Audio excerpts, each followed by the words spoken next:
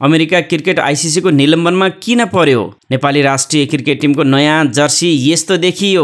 Bharat Asia कपको फाइनलमा प्रवेश। यी र यस्तै सामग्रीको साथमा आजको क्रिकेट न्युज लिएर उपस्थित भएका छौं। आजको पहिलो सामग्री छ अमेरिका क्रिकेट आइसिसीको निलम्बन सम्बन्धी प्रसङ्ग। अन्तर्राष्ट्रिय क्रिकेट परिषद आइसिसीले अमेरिका क्रिकेटलाई निलम्बन गर्ने निर्णय गरेको छ। आन्तरिक कलह, नेतृत्व विवाद र सुशासन सङ्कटका कारण युएसएसीलाई निलम्बन गर्ने निर्णय गरेको हो। मंगलबार बसेको बोर्डको भर्चुअल बैठकले अमेरिकन क्रिकेटमा रिसेट बटन दबाएको हो। तर निलम्बनले फेब्रुअरीमा भारत र श्रीलङ्कामा हुने टी20 विश्वकप वा 2028 को लस एन्जलस ओलम्पिक खेलमा अमेरिकाको सहभागितामा भने कुनै असर पर्ने छैन। यसअघि गत जुलाईमा भएको आइसिसी को वार्षिक साधारण सभामा युएसएसीलाई 3 महिना भित्र स्वतन्त्र र निष्पक्ष निर्वाचन गराउने र व्यापक सुशासन लागू गर्न चेतावनी दिएको थियो। आजको दोस्रो सामग्री छ नेपाल राष्ट्रिय क्रिकेट टोलीको नयाँ जर्सी सार्वजनिक सम्बन्धी प्रसङ्ग। नेपाल क्रिकेट संघ क्यानले राष्ट्रिय क्रिकेट टोलीको नयाँ जर्सी सार्वजनिक गरेको छ। क्यानले सोमबार सार्वजनिक गरेको नयाँ जर्सीमा रातो र नीलो कलर समावेश गरिएको छ। नेपाली क्रिकेटको आत्मा झल्किने गरी जर्सीको डिजाइन गरिएको छ।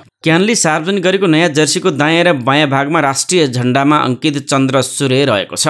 त्यसैगरी आजको अन्तिम सामग्री छ भारत एसिया कपको फाइनलमा प्रवेश सम्बन्धी प्रसङ्ग। Bharat ACC Asia cup cricket प्रतियोगिताको फाइनलमा प्रवेश गरेको छ। बुधबार राति सम्पन्न सुपर 4 को खेलमा बंगलादेशलाई 41 रनले पराजित गर्दै भारत फाइनल पुगेको हो। दुवै अन्तर्राष्ट्रिय क्रिकेट मैदानमा भारतले दिएको 169 रनको लक्ष्य पछ्याएको बंगलादेशले 19 ओभर 3 बलमा सम्पूर्ण विकेट गुमाउँदै 127 रन मात्रै बनाउन सक्यो। बंगलादेशका लागि साइफ हसनले 69 रनको अर्धशतकीय पारी खेले। 51 बल खेलेका उनले 3 चौका र 5 छक्का प्रहार गरे। त्यस्तै प्रावेज हुसेनले 21 रन बनाउन बाहेक अन्य कुनै ब्याटरले दोहोरो अङ्कमा रन जोड्न सकेनन्। भारतका लागि कुलदीप यादवले सर्वाधिक 3 विकेट लिए। त्यस्तै जसप्रीत बुमरा र वरुण चक्रवर्तीले 2-2 विकेट लिए भने अक्षर पटेल र तिलक वर्माले 1-1 विकेट लिए। यसअघि टस हारेर पहिले ब्याटिङ गरेको भारतले निर्धारित 20 ओभरमा 6 विकेट गुमाउँदै 168 रन बनाएको थियो। भारतका लागि अभिषेक शर्माले 75 रनको अर्धशतकीय पारी खेले। 37 बल खेलेका उनले 6 चौका र 5 छक्का प्रहार गरे। त्यस्तै हार्दिक पाण्डेले 38 रन बनाउँदा ओपनर